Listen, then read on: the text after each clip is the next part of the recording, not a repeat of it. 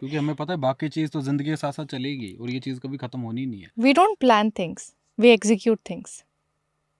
हमें ओके। पता है कि आने वाले वक्त में क्या आने वाला है, लेकिन उसका जवाब हमारे दोनों के पास में है। हम उस चीज़ को ओवर शैडो नहीं करते कि भाई ये आएगा तो क्या करेंगे, सोचते सोचते जोड़ते नहीं भाई। आपने 50 लाख की एफडी करा ली और काम पड़ गया 20 करोड़ का, तो क्या करोगे? हमें लगता है कि हम प्लान के हिसाब से चल रहे, नहीं चल रहे होते। हम अपने प्लान के हिसाब से चल रहे हैं, आप प्लान के हिसाब से थोड़ी चल रहे हो। आदमी घर से निकलता तो है लेकिन पहुंच कहीं नहीं पा रहा है, घर लौटता तो है लेकिन लेट नहीं पा रहा है। वाह। आदमी क्या हो गया ना, मुझे ऐसा लगता है भाई कि आदमी सुकून से उस दिन बैठ पाएगा जिस दिन पतलून के पीछे से बटुए की जेब हट जाएगी।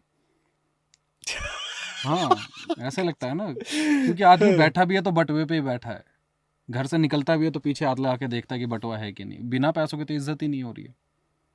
और हमेशा यही चीज़ कहते हैं कि अपने लिए जियो। ये कहना बहुत आसान है, लोग हमें कहते हैं कहना बहुत आसान है, लेकिन हमने जिया है और हमें सुकून मिला है।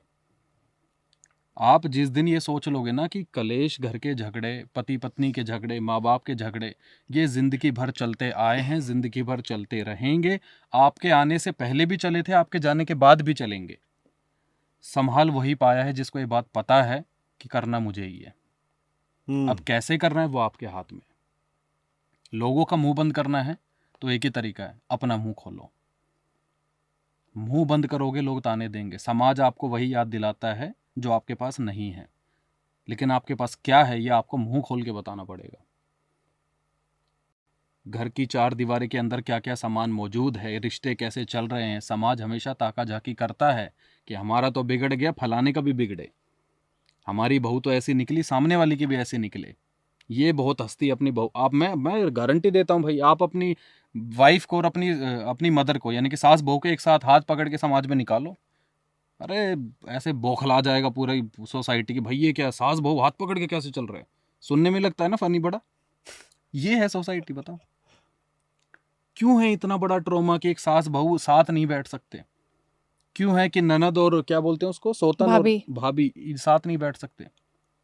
आज तो हद इस बात की होगी कि दो भाई एक साथ नहीं बैठ पा रहे, बाप बेटे एक साथ नहीं बैठ पा रहे, लेकिन जब शादी होती है पूरा खानदान एक साथ खड़ा हो जाता है। सिर्फ इसलिए खड़ा हुआ है कि आज मैं दिखाऊंगा मेरे पास कितने महंगे कपड़े हैं, मेरा रुतबा क्या है। दिखावा ज्यादा है। दिखावा ज्यादा है। जिस दिन आप रिश्ते में से दिखावा खत्म कर दोगे, उम्मीद खत्म कर दोगे, जेलसी खत्म कर दोगे, ठीक है, और ये सोसाइटी को प्रूव करना छोड़ दोगे, उस दिन आपका रिश्ता बेहतर हो जाएगा। झगड़े हमारे भी होते हैं, मेरे बाप के साथ भी होते हैं, लेकिन हमें पता है उसे ख़त्म कैसे करना है। यही चीज़ है।